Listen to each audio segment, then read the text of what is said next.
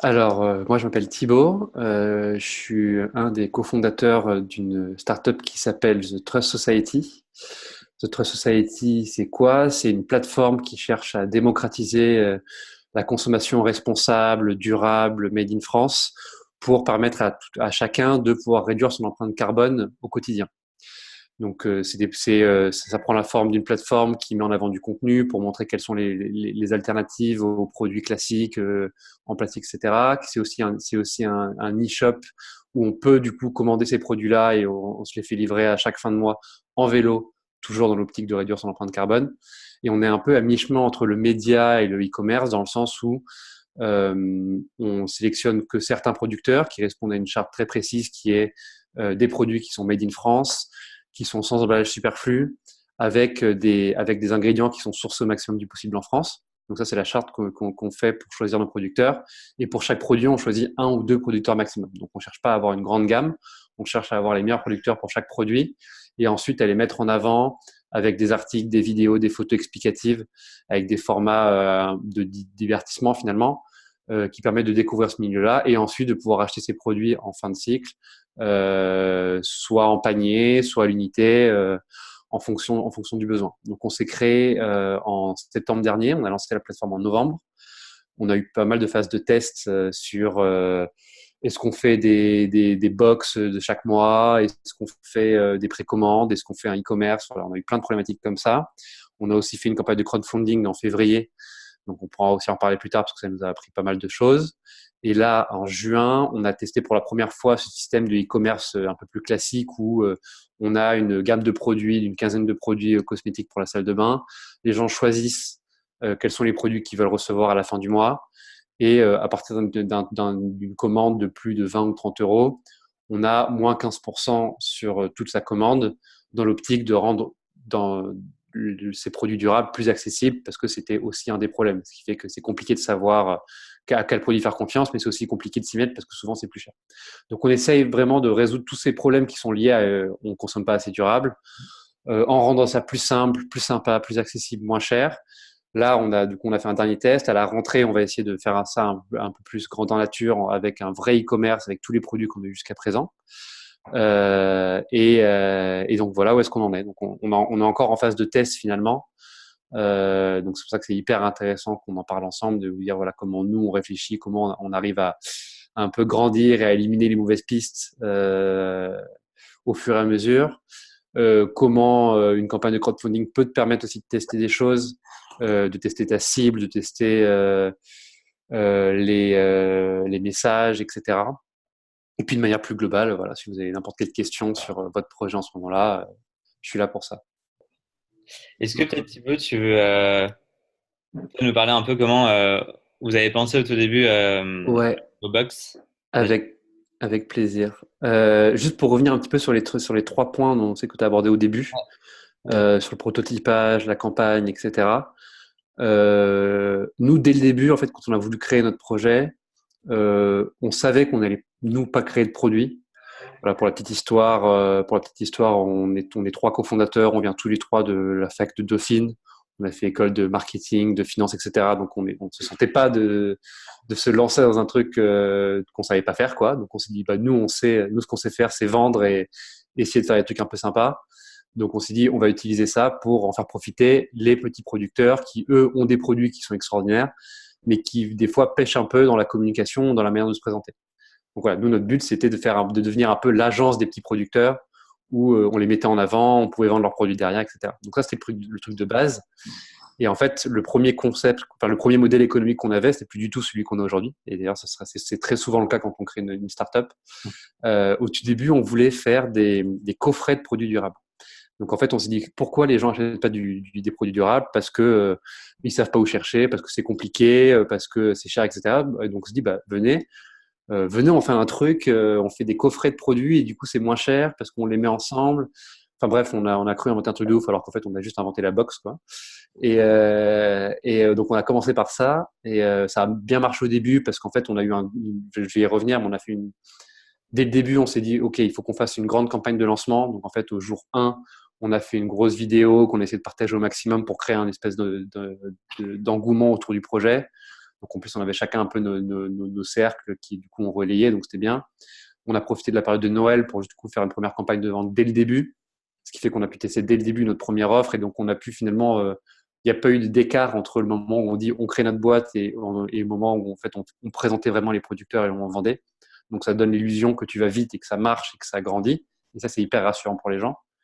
Et ensuite, du coup, on a continué là-dessus. On a fini par pivoter parce qu'on s'est rendu compte qu'une fois que les coffrets, ça avait passé la phase de lancement, ben, ça intéressait moins les gens parce que les gens qui veulent faire du zéro déchet, ben, ils n'achètent pas des box. Et les gens qui achètent des box, ben, ils sont pas trop dans le mode zéro déchet, donc c'est pas des produits qu'ils apprécient.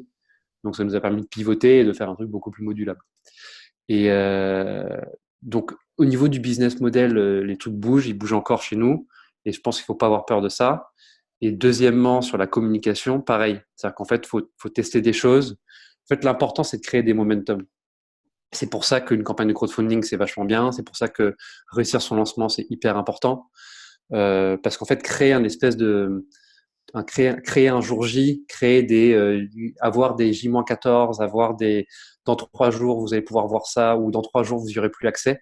C'est hyper bien, surtout au début, pour créer de l'activité, finalement créer de la discussion, quoi. Nous, quand on a lancé une vidéo qui explique le durable pour les flemmards responsables. C'était notre première punchline. On avait sorti une vidéo là-dessus qui avait pas mal tourné parce on avait mis 2 semaines à la faire et qu'elle était bien et qu'elle était en motion et qu'on s'était donné du mal pour justement ne pas louper ce premier moment où en fait quand tu te crées, c'est là où tout le monde a envie de t'écouter, que ce soit ton cercle proche parce que ta famille, tes amis, ils sont contents de voir que ton projet il devient réel, mais même les gens autour parce qu'ils disent ah regarde j'ai un ami qui fait ça.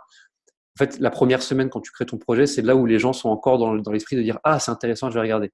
Alors que quand tu es créé depuis 4 mois, 6 mois, c'est beaucoup plus dur de faire ça parce que t'as plus le côté fraîcheur de c'est nouveau. Donc le lancement il est hyper important et c'est pour ça que ça peut être bien de créer une petite stratégie de com autour de ce lancement. Donc comment tu dis 7 ou 15 jours avant, bah voilà, dans 15 jours, lancement officiel de mon site internet ou lancement officiel de mon premier produit ou lancement officiel de je sais pas quoi et de créer un vrai jour J, quoi. Ça, c'est hyper bien parce que du coup, ça permet de fédérer une communauté dès le début. Donc, en fait, ça permet de pas partir de 0 ou de 20 ou de 30, mais direct, tu fais un gros coup de marteau. Donc, tu es déjà à 500, 600 et du coup, c'est une base sur laquelle construire sur la suite. Et Tu peux la faire grandir. comment tu l'as acquis justement cette communauté-là de 400-500? Bah, en vrai, très simplement, au début, tu mises sur ta communauté. C'est-à-dire qu'en gros, tu mises sur les gens que tu connais, ton groupe d'amis, ta fac, tes potes de lycée, ta famille, les amis d'amis. Tu essayes de choper aussi un petit peu de gens de ce qu'on appelle le troisième cercle. C'est-à-dire que le troisième cercle, c'est ni les amis, ni les amis d'amis, c'est les gens que tu connais pas, en allant poster sur des groupes relatifs à ton projet. Nous, on avait posté sur des groupes des écolos zéro déchet de Paris, des trucs comme ça. Pour Pangara, par exemple, ça pourrait être des groupes en rapport avec le monde équestre. Pour Gaëtan ou pour Magali, ça peut être des groupes un peu plus comme nous sur les produits naturels ou zéro déchet ou comme ça. Mais voilà, il y a des gens qui sont fondamentalement intéressés par le sujet que vous abordez. Et ces gens-là, c'est super important de les avoir parce que c'est eux qui vont devenir vos ambassadeurs à terme. Donc, ça va pas devenir vos ambassadeurs au bout de 2 jours. Mais par contre, en les touchant dès le jour 1, à force d'entendre parler de vous et de voir que vous grandissez et que ça marche bien et tout, ils peuvent devenir des ambassadeurs. Il y a une théorie qui est hyper à la mode en ce moment, que j'ai pas inventé du tout, mais c'est ce qu'on appelle le marketing des tribus. Pendant très longtemps, en fait, le marketing, c'était quoi? C'était une grande marque qui parlait en mass marketing. Je sais pas moi, c'est Coca qui parle à tout le monde, c'est Procter qui parle à tout le monde. Et aujourd'hui, il y a beaucoup de marques qui marchent sur le système des tribus, ce qui fait qu'en fait, ils cherchent pas à toucher tout le monde. Ils cherchent à toucher 1000 personnes, mais 1000 personnes qui sont à fond dans le sujet. Ces 1000 personnes, en fait, elles ont leur propre tribu. Donc, en fait, elles vont parler à chacune à 100, 150 personnes. Et c'est comme ça que, du coup, tu crées une espèce de net de personnes qui sont de plus en plus impliquées dans le projet. Donc, c'est une progression plus lente. Mais de toute façon, quand tu te crées, tu n'as pas de moyen de faire du mass marketing. Donc, en fait, tu n'as pas vraiment de choix. Et ce truc-là permet vraiment de tisser des trucs très forts et de construire sur une base solide. Donc, en fait, il ne faut pas avoir peur de se dire qu'au début, on n'a que 500 ou 600 clients ou qu'on n'a qu'une audience de pas beaucoup. Nous, on n'a pas une très grosse audience. Sur Instagram, il y a 3000 personnes. Pareil sur Facebook. C'est pas énorme. Mais par contre, dès qu'on poste quelque chose, dès qu'on fait du contenu, il est vachement relayé parce que c'est des gens qui aiment bien le projet et qui aiment bien ce genre de produit. On a des vidéos, avec 3000 personnes, avec 3000 personnes sur Facebook, on arrive à faire des vidéos qui ont un reach de 50 000 personnes parce que Et- justement, on compte sur ce relais. mais C'est du super coup, important. c'est vous avez commencé par de la propre création de contenu, vous n'avez pas relayé du contenu déjà existant. Non, nous l'avantage, c'est qu'on pouvait compter sur notre propre contenu parce que on avait en interne, on avait les ressources pour faire de la vidéo ou pour faire des trucs comme ça. Mais c'est pas parce qu'on ne sait pas monter une vidéo qu'on peut pas faire un peu de contenu intéressant. Et je pense que dès le début, c'est hyper bien de mettre en valeur son produit. En plus, vous avez tous des produits qui sont concrets. C'est des choses. Nous, c'était même pas nos produits, donc c'est compliqué. Mais quand c'est ton produit, que tu as créé quelque chose, que tu crées un nouveau produit cosmétique ou un nouveau produit d'entretien ou un nouveau produit textile, c'est hyper bien parce qu'en fait, tu peux raconter plein de choses dessus. Et ça, je pense, c'est un truc qu'il faut prévoir en amont et que avant même de faire ce lancement ou de faire un contenu, etc. Pour le coup, nous, le truc qu'on a le plus appris, c'est prévoir à l'avance quand on va commencer à faire une campagne de communication. C'est-à-dire qu'en gros, je prends l'exemple de la campagne Ulule. Quand la campagne Ulule se lance, tu sais exactement ce quoi tu vas parler pendant un mois. C'est-à-dire qu'en gros, tu fais pas ton contenu au fur et à mesure, tu prépares à l'avance. Donc, limite, tu as un mois avant ta campagne de crowdfunding où tu vas préparer ton contenu. Et quand je entends contenu, c'est pas forcément des vidéos hyper chiadées, c'est une petite infographie que tu as prévue à l'avance, des belles photos produits sur lesquelles tu expliques quels sont les arguments phares. Voilà, des choses qui peuvent être relayées sur lesquelles les gens vont se reconnaître et qui vont apprécier. Le but, c'est vraiment de donner envie des gens d'en savoir plus sur le produit. Donc, des jolies photos ou même un joli texte ou une belle fiche produit qui explique bien ce que et aussi au-delà du produit, pourquoi vous faites ça. C'est quoi votre démarche? Ne pas hésiter à se mettre un peu en avant, surtout quand on crée sa boîte. Les gens, ils achètent au début, surtout parce que c'est toi qui l'as créé plus que ton produit. Donc, en fait, pas hésiter aussi à se mettre en avant. À parler de soi, à parler de sa démarche, de son projet, pourquoi on le fait, avec qui on le fait. Voilà. Bon, là, je parle beaucoup, je donne un peu plein de pistes en même temps, C'est hyper voilà, intéressant. en fait, faut pas hésiter à prévoir à l'avance ces contenus-là et à réfléchir à qu'est-ce qui est bien dans mon projet et qu'est-ce que je mets en avant.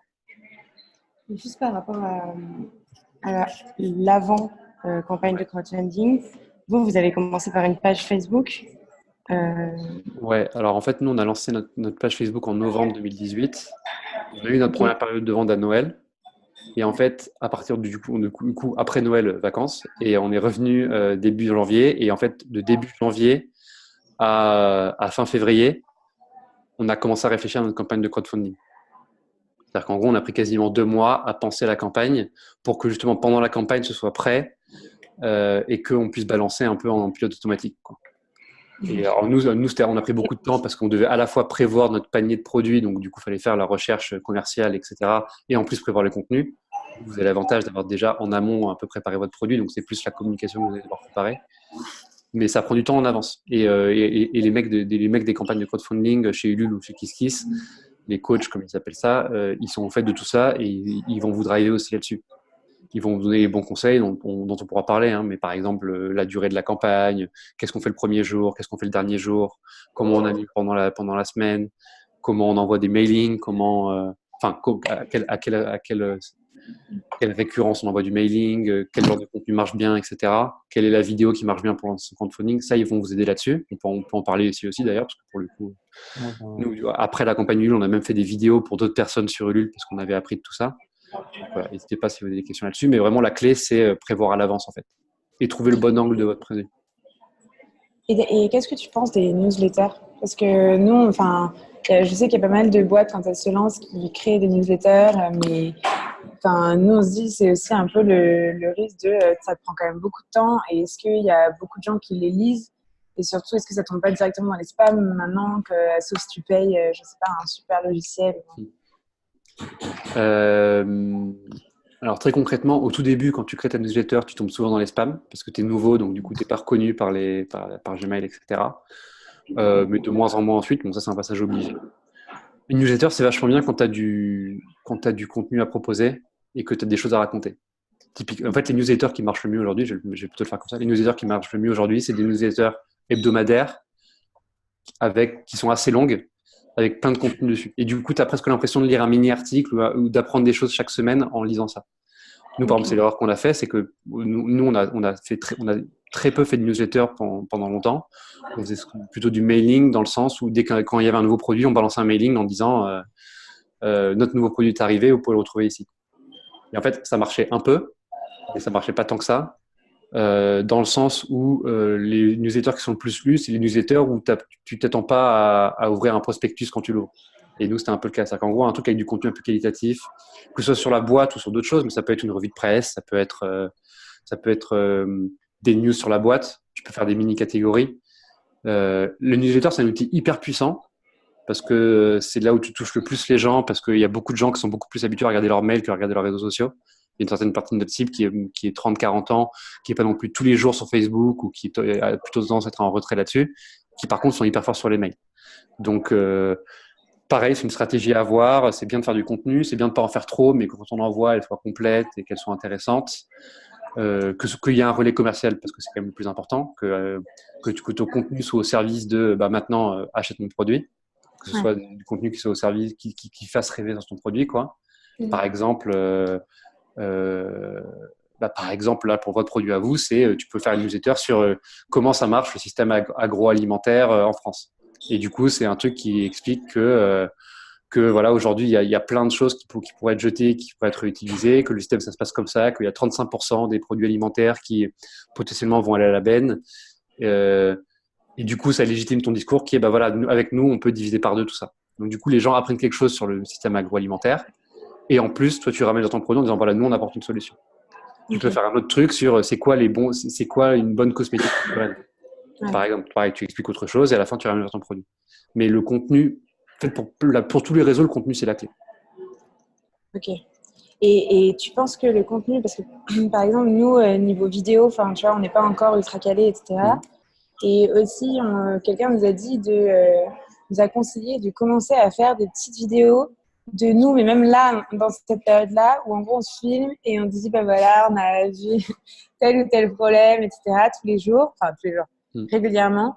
Et en gros, un peu les stocker pour ensuite les balancer un peu avant, peut-être genre, je sais pas, tu vois, genre 6 mois avant de lancer notre campagne de crowdfunding, histoire que ça fasse vraiment en mode storytelling, on commence, on est nouvelle, machin. Il a raison, c'est trop bien de faire ça. Faut avoir l'envie de le faire, parce que c'est pas toujours évident. Même nous, on a un peu de mal, on essaie de le faire un peu, mais on a un peu de mal. Ça marche vachement bien sur Instagram, par exemple.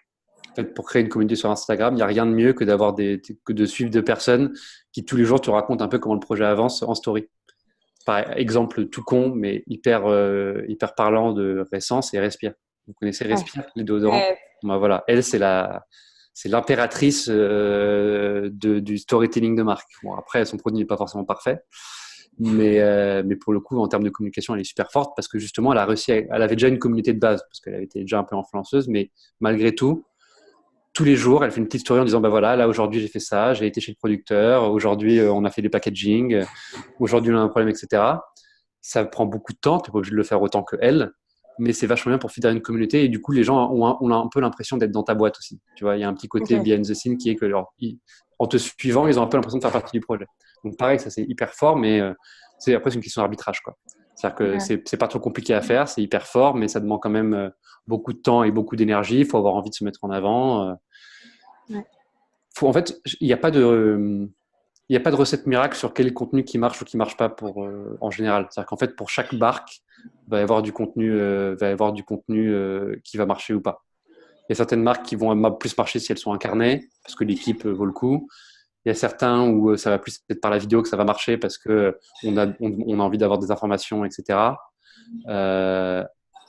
Qui fait ça? C'est toi, Seb?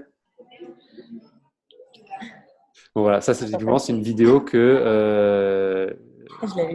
qu'on a fait quand on a fait les livraisons, de tous nos paniers Ulule.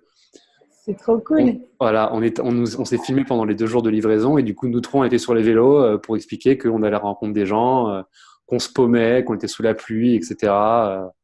Voilà, on faisait un peu les kékés. Et ça a vachement bien marché. Et ça, pour le coup, nous, on l'a fait en plus, on l'a fait en mode, en plus, avec un montage, une musique.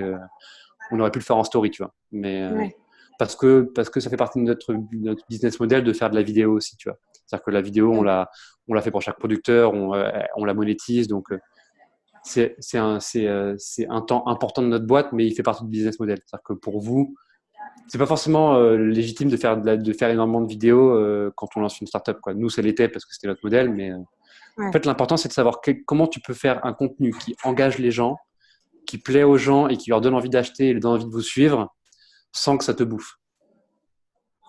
Et chacun a sa manière de fonctionner. Je pense qu'il ne faut pas trop s'éparpiller. C'est-à-dire qu'il faut peut-être choisir ses réseaux, il faut choisir ses formats. C'est-à-dire que tu n'es pas obligé de faire et Facebook, et Instagram, et Twitter, et LinkedIn, et YouTube, et les stories, et la newsletter, etc. Tu peux choisir tes formats en fonction de ce qui marche bien. Par exemple, pour la cosmétique, c'est intéressant de faire un truc sur Instagram, par exemple. Ouais. Parce que c'est très axé bien-être, tu peux faire des jolis visuels. Ça marche bien. Et comment vous testez tous ces différents formats et voir lequel est le bon? Oui, je vais dire. On teste. Genre, même les réseaux où, genre, où vous avez des suivis, des Google Alors, Analytics, après, pareil, le choix des réseaux, il y a des choses qui sont très claires. Par exemple, quand on fait du B2B, c'est hyper important d'être fort sur LinkedIn. C'est des choses en fait finalement assez évidentes au premier abord, mais en fait c'est vrai quoi. Quand on fait du B2B, c'est intéressant d'être bon sur LinkedIn et après et après sur Facebook, c'est plus intéressant aussi. Quand on fait des produits plus cosmétiques, bien-être, etc. Ou des produits à valeur esthétique ajoutée, et je pense que c'est le cas de vous trois. C'est important d'être bon sur Instagram aussi et d'avoir une belle page Instagram qui soit un peu à mi-chemin entre la boutique et la vitrine de marque, quoi. Ça, c'est hyper important. Quand on a un enjeu plus service, c'est important d'être sur Facebook parce que il y a beaucoup plus d'échanges c'est beaucoup plus facile d'échanger avec les gens, ne serait-ce qu'avec le chat, tu peux créer des groupes, tu peux créer des sondages, etc. Donc, quand tu as un service, c'est important d'être bon sur Facebook aussi. Voilà, ça pour le coup, si j'invente rien, faut voir en fonction de votre produit ce qui est le plus intéressant à faire. Nous, on est un peu partout parce qu'on n'a pas su choisir et que du coup, on est à la fois sur Facebook, Instagram, on balance aussi des articles sur LinkedIn et Twitter parce qu'on s'est dit pourquoi pas, mais c'est pas forcément le bon truc à faire. Faut choisir en fonction déjà de son sentiment à soi et en fonction de mon produit, est-ce qu'il est plus serviciel, est-ce qu'il est plus B2B, est-ce qu'il est plus communautaire, est-ce qu'il est plus esthétique, est-ce qu'il est plus do it yourself. Et en fonction de ça, finalement, le réseau il va s'imposer de lui-même. Salut Thibaut, je vous Salut. pose une question. Je suis arrivé en retard, désolé. En termes de contenu, ok, tu as parlé des canaux, mais en termes de contenu, est-ce que c'est vrai qu'il faut à peu près une règle que j'ai entendue, communiquer sur 10 communications, il faut que tu communiques 2-3 fois sur toi, et le reste sur les sujets qui peuvent intéresser ta cible, qui ne parlent pas spécialement de toi et tes services, de ton produit. Alors c'est vrai sur l'équilibre 3-10, je sais pas. L'important en fait, c'est surtout de savoir varier ce que tu communiques. C'est-à-dire qu'en gros, si tu communiques jamais sur toi, ben tu vas pas vendre. Si tu communiques tout le temps sur toi, tu as une possibilité de lasser un peu ta communauté. L'important, c'est l'équilibre, en fait. C'est à quel point tu fais et ça peut être toi, des initiatives tierces, des articles, etc. L'important, c'est de créer un équilibre entre les publications qui ont un enjeu de conversion ou de trafic sur ton site ou de vente, donc qui du coup vont être très axés produits ou services, et des contenus qui vont plus travailler ta marque, donc des contenus de branding qui vont pas forcément avoir l'enjeu de vendre tout de suite, mais qui vont avoir l'enjeu de te faire aimer par ta cible et de faire aimer la marque à ta cible. Et du coup, dans un second temps, une fois qu'ils ont vu un contenu intéressant sur toi, sur ton histoire, quand ils verront un post produit, ils achèteront. Et il y a un troisième enjeu qui va plus aller chercher des gens de troisième cercle, qui est du contenu tiers. Par exemple, quand tu écris un article de blog sur tel ou tel sujet, nous par exemple, on a écrit des articles de blog sur le shampoing solide. Dans l'article de blog, on ne faisait pas un lien direct sur nos shampoings solides, achetez-les. C'était un article sur comment choisir son shampoing solide, comment l'utiliser, etc. L'avantage de ce type de contenu, c'est que c'est des contenus qui ne parlent pas de toi directement, mais qui du coup vont pouvoir être partagés par des gens. Parce que genre, tout le monde peut être potentiellement intéressé par comment marche un shampoing solide. Donc c'est un contenu qui va être pas mal partagé, alors qu'un contenu commercial ne sera pas partagé a priori. Donc en fait, l'enjeu, c'est de quel contenu tu as besoin pour remplir ton funnel de conversion. Le funnel de conversion, je ne sais pas si vous êtes familier avec le système de AARRR, c'est le système AR. Dis-moi si je me trompe, hein, Sébastien, mais c'est acquisition, activation, revenu, rétention et referral. En gros, c'est comment tu transformes une personne que tu connais pas en ambassadeur. Donc, acquisition, c'est comment tu vas toucher une première fois ta cible avec du contenu de branding ou du contenu tiers qui fait que tu vas te faire connaître auprès de ta cible. L'activation, c'est comment, à partir de ces contenus-là, tu vas engager la cible. Elle va mettre un mail, elle va liker ta page, ou elle va mettre un mail sur ta newsletter, ou ou des choses comme ça. Revenu, c'est le moment où elle va acheter. Et ensuite, rétention, c'est comment tu la fidélises, etc., etc. Et en fait, pour passer d'une étape à l'autre, à chaque fois, tu as des chemins différents que chaque boîte doit trouver, parce qu'il n'y a pas un chemin, pas un chemin clair. Un de notre chemin qu'on est en train de tester, par exemple, c'est on fait l'acquisition avec du contenu sur des producteurs qu'on met en avant nous. Donc, c'est pas du contenu Trust Society, c'est du contenu sur Pachamama qui fait des shampoings ou sur Cozy qui fait des déodorants en vrac. Donc, c'est des contenus qui parlent d'un producteur et qui parlent pas de nous. Donc, ça va intéresser les gens parce qu'ils vont découvrir un nouveau produit. Donc là, on les intéresse.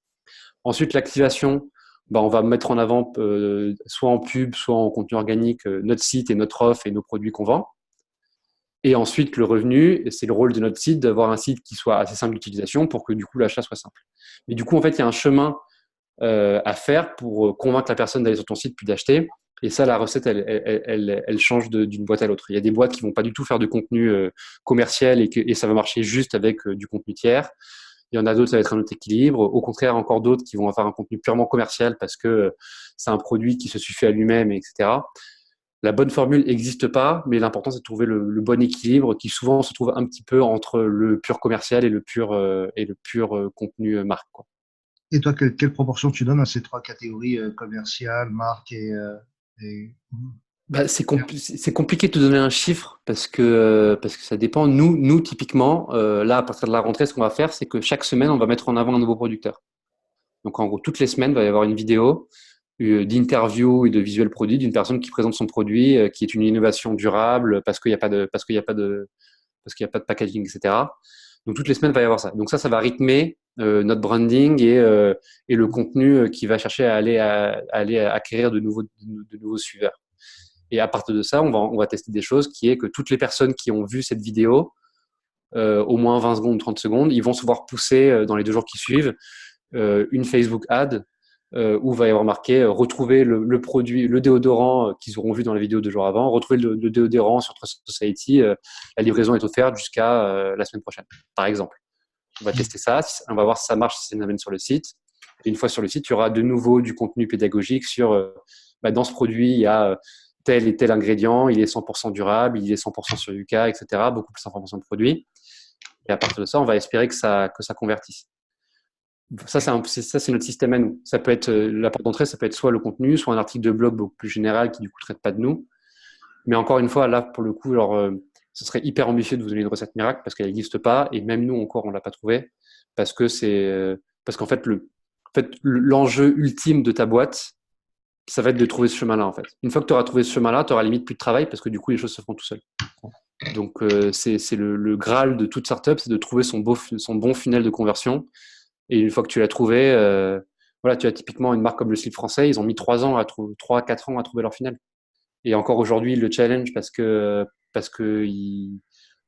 ont des nouveaux clients, que les gens ils se lassent et qu'ils trouvent d'autres chemins. Donc, en fait, c'est une quête perpétuelle et c'est toujours tester, voir plusieurs choses, faire de l'A/B testing, voir ce qui marche mieux. Du coup, quand ça marche mieux, le pousser, peut-être l'améliorer. Le plus gros de votre taf, une fois que vous allez être lancé, c'est ça. C'est comment faire pour mieux convertir, comment faire pour mieux faire parler de moi. Et ça, c'est du test tous les mois, tous les 2 mois, tout le temps, quoi. Merci. Merci beaucoup, Thibaut. C'est top. Est-ce que Magali ou Gustave, vous avez des questions là-dessus ou pas? Non, moi, pas spécialement. Beaucoup de questions ont été répondues en fait dans le discours. Trop fort, Thibaut.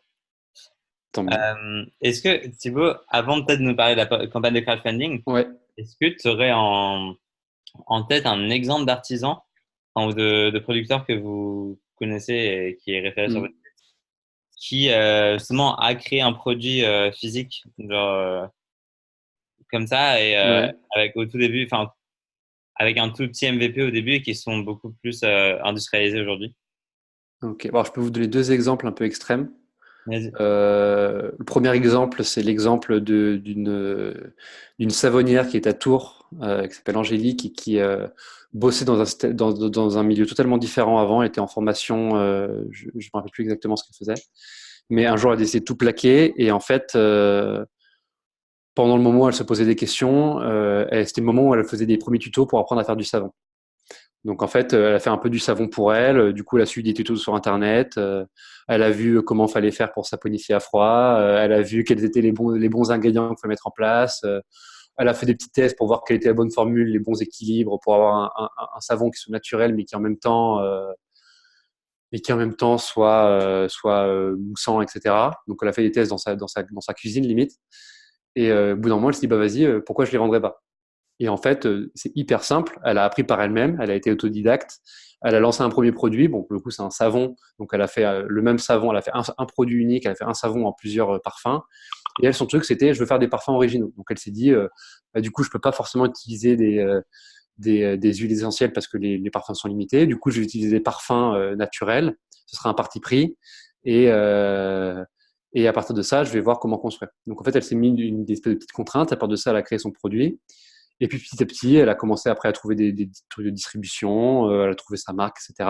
Donc elle a fait vraiment à la mano, de manière hyper artisanale, elle a testé, etc. Et après, il y a l'autre exemple, qui est l'exemple de Gobi Lab. Je ne sais pas si vous connaissez les gourdes de Gobi. C'est des gourdes c'est une société francilienne qui a créé ça. Et eux, pour le coup, c'est trois personnes qui voulaient trois personnes qui avaient déjà la trentaine, qui voulaient créer un business, qui voulaient grandir rapidement. Et ils ont décidé de se lancer sur le business de la gourde. Parce qu'ils se sont rendus compte qu'à l'époque, les gourdes, c'était soit des bouteilles en plastique que les gens réutilisaient et du coup, c'était pas bon pour la santé parce qu'il y avait plein d'échanges entre le plastique qui s'abîme et le contenant, ou alors des gourdes en inox, mais qui n'étaient pas fabriquées en France et qui du coup étaient opaques parce qu'on pouvait pas voir à l'intérieur, donc il n'y avait pas le côté transparent auquel les gens tenaient. Du coup, ils ont voulu créer la première gourde transparente, made in France, qui soit pas dangereuse pour la santé, donc pas en plastique classique. Donc en fait, ils sont allés chercher des experts à droite et à gauche, des experts chimistes pour trouver un nouveau matériau qui ont fini par trouver, qui s'appelle le Tritan, qui est un dérivé du plastique, qui est sans BPA, sans BPS, qui du coup est hyper bon hyper inoffensif pour la santé parce qu'il n'y a pas d'échange entre le contenant et le contenu. Mais ça, ils sont allés chercher des chimistes.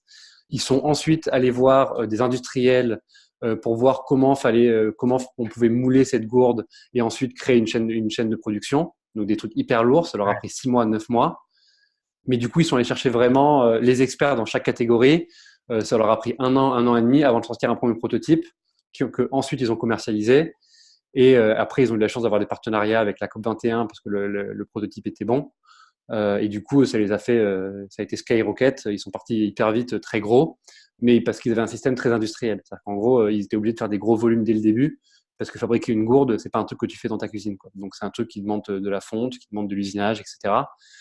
Donc, ils ont pris 6 mois pour éco-concevoir leurs produits à partir de produits chimiques et de chimistes éco-responsables. Ensuite, ils ont éco-conçu leur chaîne industrielle avec des experts industriels. Ils ont changé toute une chaîne de production. Du coup, ça prend beaucoup de temps aussi. Donc, en fait, ça dépend du produit, quoi. Il y a des produits que tu peux un peu tester par toi-même, faire ta propre recette. Il y a des produits où, en fait, tu es obligé de faire appel à des experts, quoi. Mais, donc ça, c'est deux exemples que je trouve assez intéressants. Moi, j'ai jamais fait du prototypage de produits. Donc, je ne peux pas trop vous parler d'expérience personnelle. Mais j'ai l'impression que ça prend beaucoup de temps et que faut pas hésiter à s'entourer, quoi. Et Thibaut, juste par exemple, donc pour cette gourde, eux, est-ce que tu sais s'ils l'avaient testé avant? Enfin, quand est-ce qu'ils l'ont testé auprès du marché? Parce que nous, c'est un peu le truc où on se dit, un peu dans la même démarche où pour l'instant, on fait plein de collègues avec des experts, avec des industriels, voilà. Et du coup, on se dit, mais quand est-ce qu'on va tester notre produit final, tu vois? Alors, je sais pas comment eux ils ont fait. J'ai l'impression que sur Ulule ou ces trucs comme ça, je vois beaucoup de messages qui sont voilà le prototype, voilà le produit qu'on voudrait faire, tout est prêt, les partenariats, les productions est prête. Il manque une seule chose, que vous souteniez le projet pour qu'on puisse lancer la production. J'ai l'impression que c'est un message qui revient beaucoup et du coup ça permet de tester pour voir, enfin ça permet de valider ton concept et du coup de pas lancer une production si tu vois que finalement ça n'a pas trop pris. Du coup tu mets un seuil de production, tu vois. Et en même temps, ça motive les gens parce que du coup, ils savent que pour avoir leur produit, il faut que ça atteigne faut que ça atteigne un seuil. Et du coup, ils vont avoir tendance à en parler autour d'eux en disant, bah vas-y, participe aussi, comme ça, on les aide à passer le cap et du coup, ils peuvent produire et je pourrais avoir mon produit. Ok. C'est un truc qui marche pas mal parce que du coup, tu valides ton concept à partir d'un prototype. Tu en parles en vidéo, tu montres en photo, etc. Comment c'est, tu montres les arguments produits. Et si ça plaît aux gens, bah, ils vont financer. Et du coup, finalement, tu fais payer les gens avant même d'avoir produit ton produit. Donc, c'est une bonne alternative. Mais Ok. par contre, sur ce que GoBilab a fait, je ne saurais pas te répondre. Une Tu transition les par- connais, eux, ou pas? Pour Je savoir les si... connais parce qu'on a fait une vidéo, on a fait une interview de Florence, qui est une fondatrice. Donc, ils ont été dans notre premier coffret. Ils vont être sur notre e-shop. Ils vont être sur notre e-shop. Ça marche. Si Ouais. tu as des questions précises à leur poser, je peux te Ouais, mettre enfin, en relation. si ça te dérange pas, ouais, ce serait top. Comme ça, nous, on pourrait un peu leur parler de comment ils ont mis le processus industriel, justement. Bah, écoute, je veux bien que tu m'envoies un petit mail à ce moment-là pour me le Ça rappeler marche. et Yes, j'essaierai carrément. de te mettre en relation. Merci. Moi, je les accompagne GoBilab, donc je pourrais aussi le faire, mais je le laisse. Ah, Voilà, ok. encore mieux. Parfait.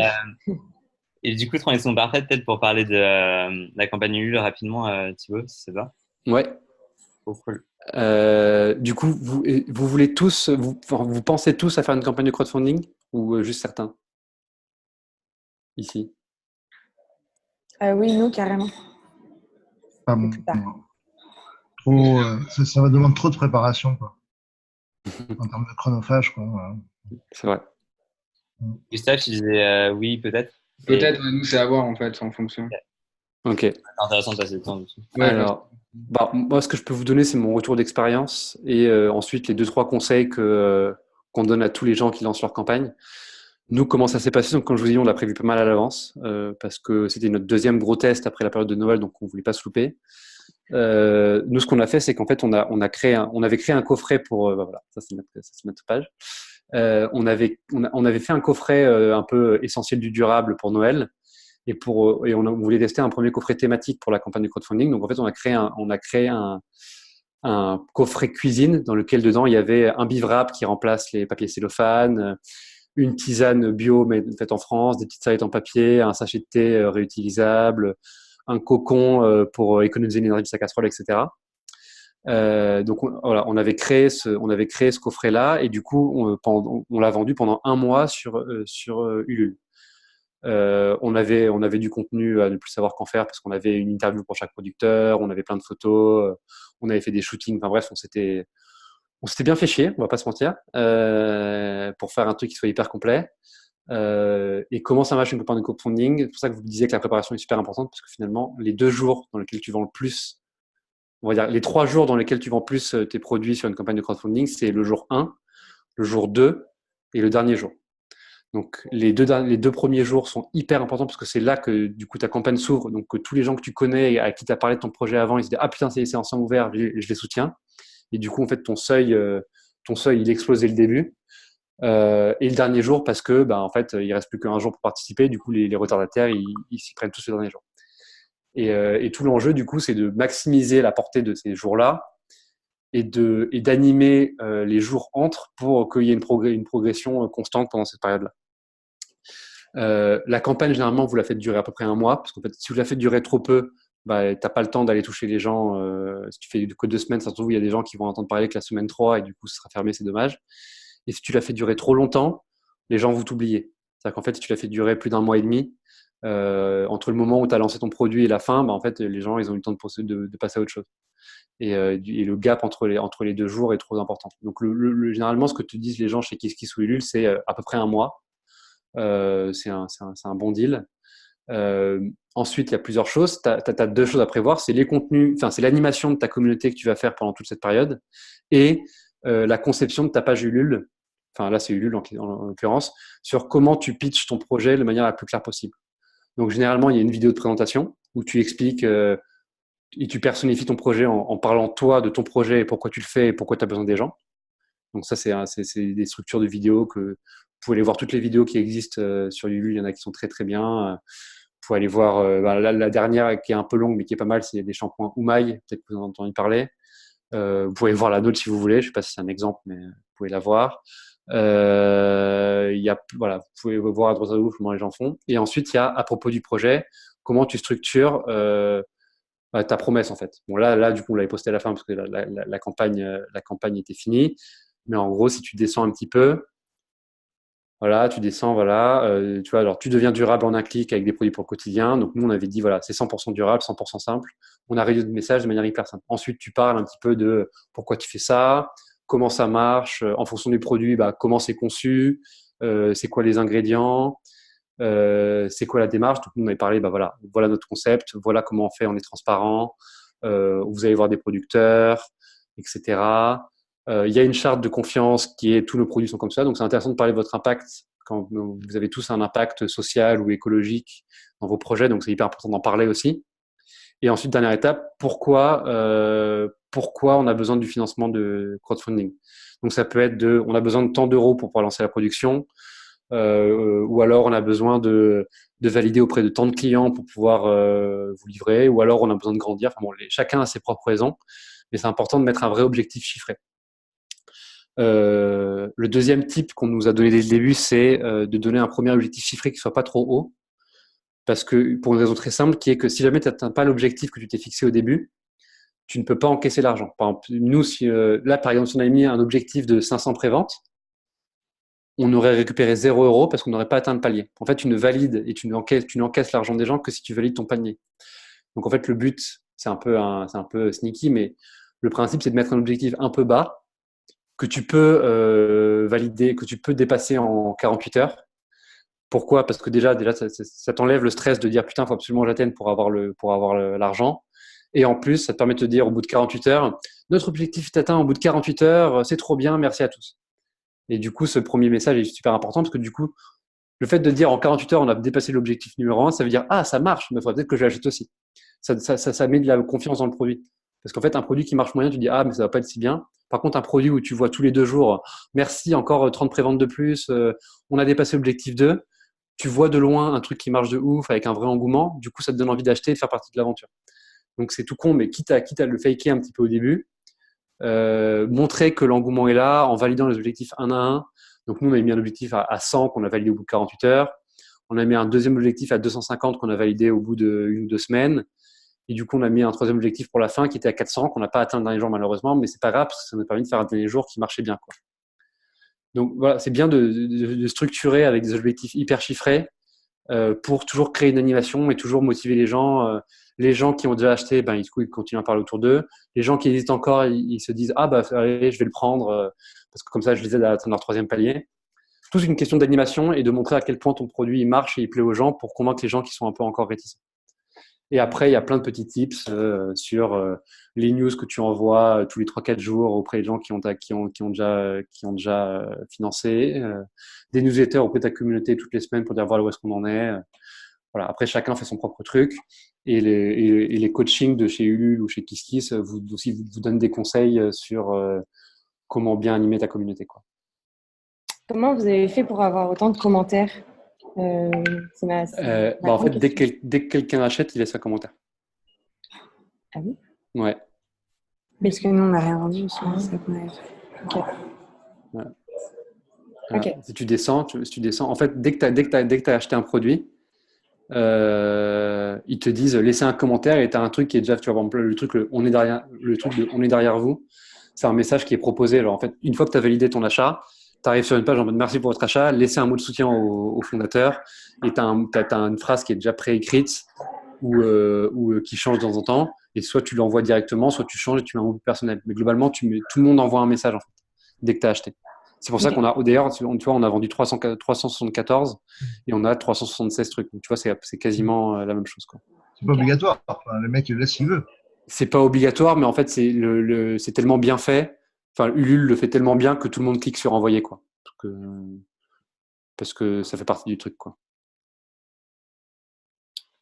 Est-ce que vous avez des questions sur la campagne ou sur d'autres choses? Des choses, par exemple, si vous devez faire une campagne là dans 10 jours, des choses que vous aimeriez bien savoir ou sur lesquelles vous n'êtes pas serein encore aujourd'hui?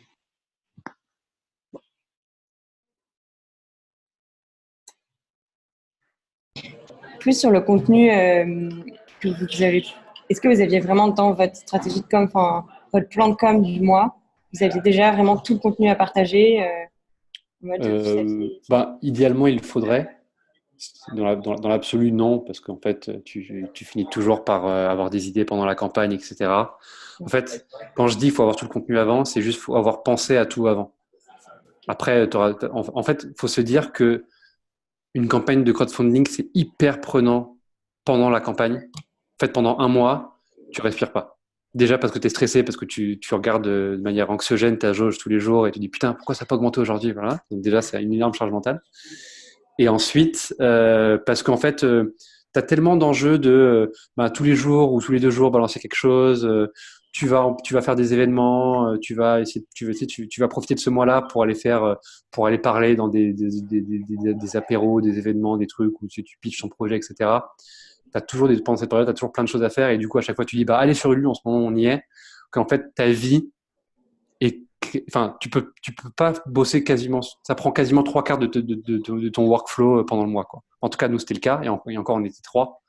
Donc, tu vois, ça prend beaucoup si tu veux la réussir, enfin, si tu veux vraiment bien la réussir, c'est un travail de tous les jours, quoi. C'est pas genre tu la lances et puis au bout d'un mois, tu vois ce que tu as récupéré. Donc, ça prend énormément de temps.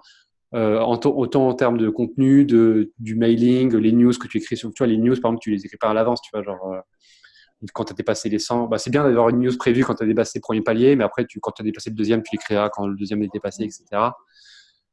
L'important, c'est juste d'avoir un plan précis, de se dire, voilà, j'ai un premier palier à temps, après, je dirais qu'il y a un deuxième palier à temps, j'ai envie que toutes les semaines, j'ai envie de balancer tel contenu, et si possible, le préparer avant, et sinon, tu le fais le plus vite possible, quoi. Mais l'important, c'est juste de se dire que ça prend beaucoup de temps et que donc tout ce que tu peux faire avant, faut le faire avant, parce que sinon, tu vas te noyer, quoi.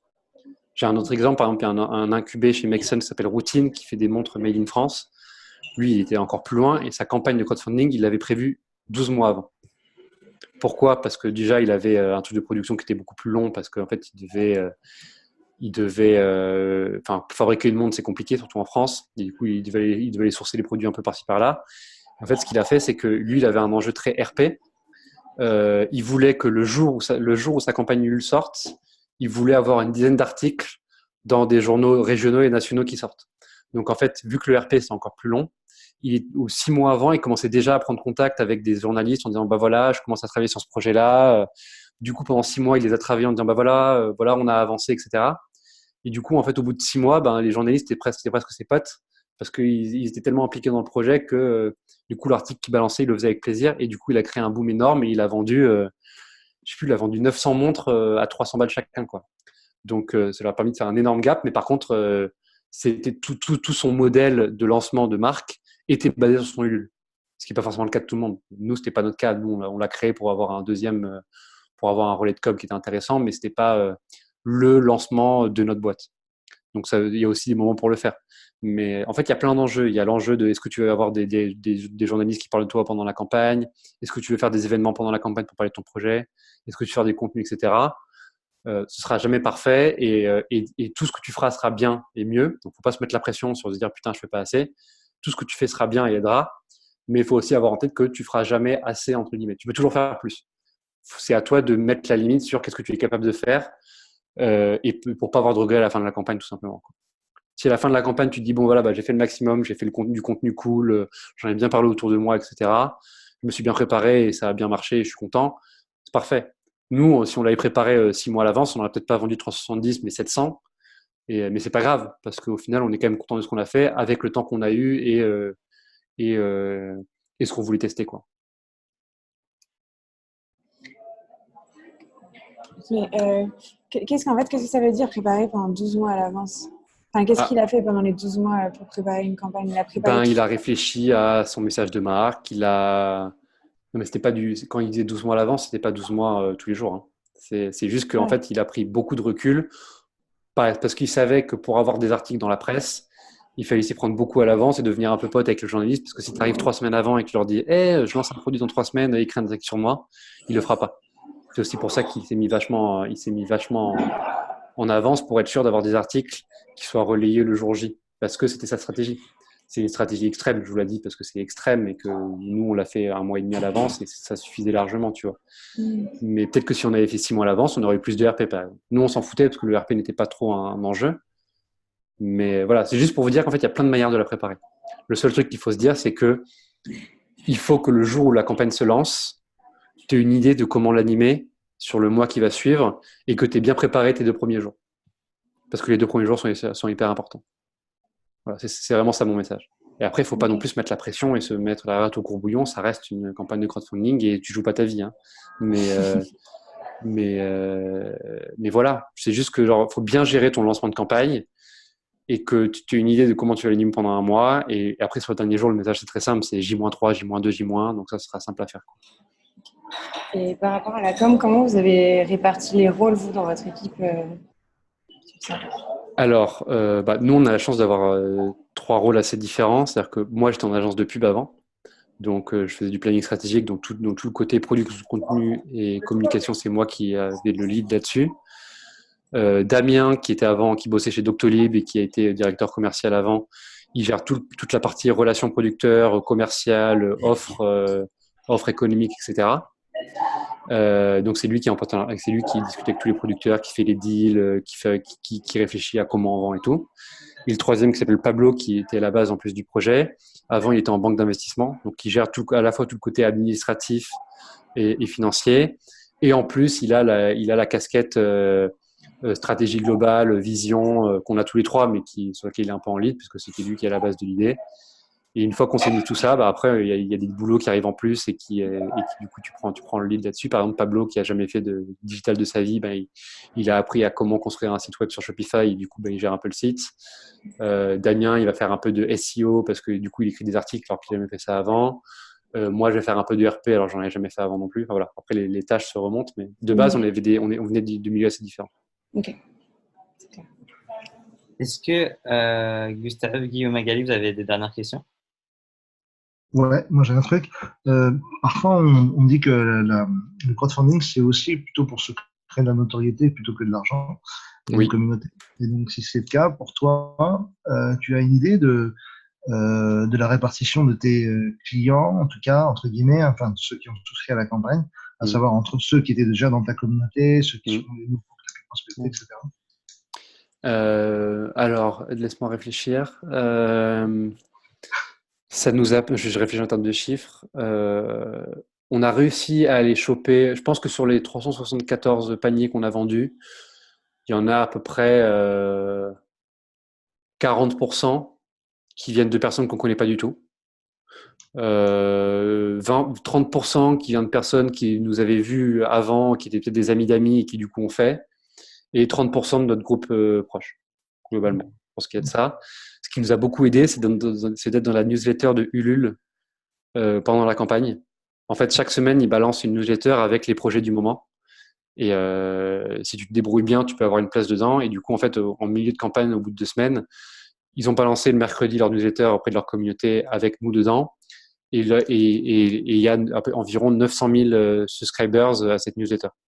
Donc, en fait, ça nous a amené beaucoup de gens qui ne nous connaissaient pas du tout, beaucoup de trafic sur notre page, et du coup, ça nous a amené aussi des achats. Et donc, au moment où en fait, ça a commencé à se calmer au niveau des ventes, parce que c'était au milieu de campagne et qu'il ne se passait pas grand-chose, on a eu un deuxième pic où on en a vendu en 2 jours 60-70 d'un coup, quoi. Donc, ça nous a permis de faire ça. En fait, c'est vachement bien en termes de notoriété parce que déjà, Ulule t'aide et communique via ses canaux. Donc, c'est une communauté assez grosse.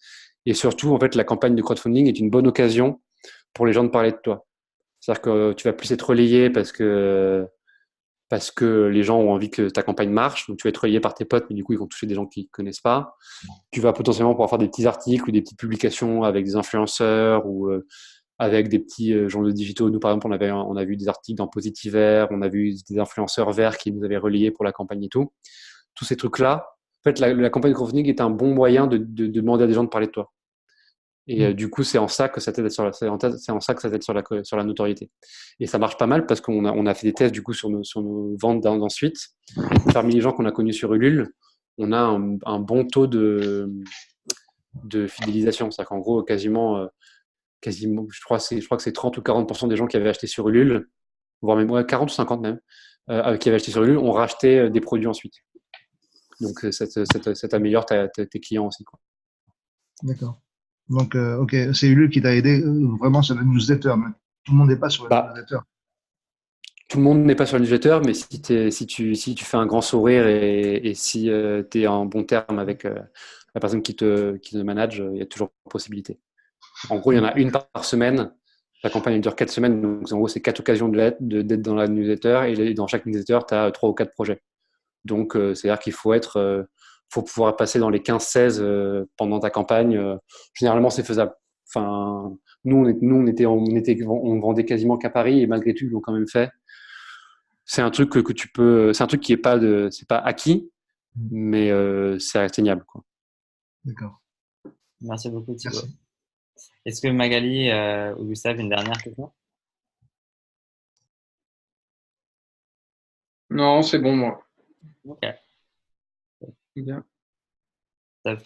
Bah, écoute, Thibaut, un grand merci. Je pense, enfin, c'était hyper intéressant et je pense que ça a été assez utile. Merci à toi. Merci beaucoup Thibaut, c'était top. Merci. Ouais, merci, Et Thibaut. Trop intéressant. si vous avez des questions, Vous avez son mail. vous avez mon mail, je pense. Et puis, n'hésitez pas à demander à Seb, qui adore venir me voir dans le space. Donc, Merci beaucoup, Thibaut. ok, bah, je vous laisse. Yes. Salut. Salut, merci. À bientôt, j'espère. Et moi, je vous vois en checkpoint les 3 autres, les 4 autres. Ouais, à tout à l'heure. Salut. Dans un quart d'heure. Ciao, ciao. Salut. Ciao Talia. Au revoir. Bisous les filles, bisous tout le monde. Au revoir.